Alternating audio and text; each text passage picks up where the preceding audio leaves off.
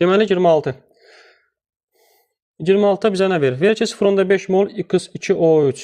Verilənləri hər zaman olduğu kimi qeyd edirik. 0.5 mol X2O3 birləşməsinin kütləsi neçə qramdır? 38 qramdır deyir.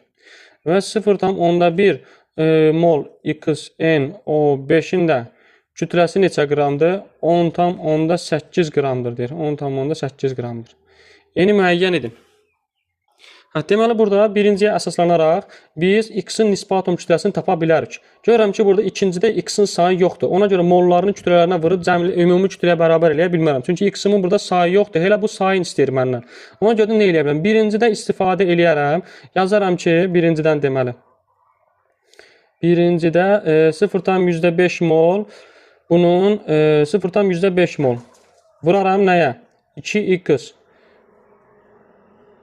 1 molla da əslində tənasüblə də gedə bilərəm. Tənasüblə 0.5 mola 38 qramdırsa 2x daha doğrusu 1 molunda isə bunun kütləsi neçədir? 2x plus 48. 48. 0.5-i 2-yə vuranda x plus 48-i 0.5-ə vuranda yarısı eləyəcək onun. Yəni 24. Bərabər olacaq 38-ə. Buradan x-ə bərabər olacaq neçəyə? 6, oradan da 8, 14-ə. X-in kütləsini 14 tapdım. Gətirib burada yerinə yazaram. Yerinə. Yəni ki, tənasübün ardını bu şəkildə qoyuram. 0.1 molunun kütləsi ümumi 10.8-dirsə, 1 molunun kütləsi neçə olacaq? X-in mən, X-in. Hal-hazırda burada X-in kütləsini tapdım neçə?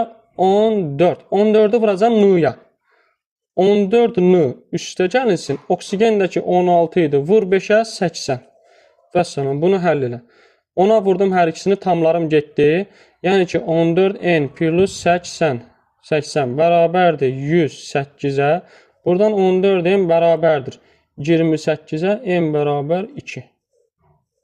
Qutardı, getdi.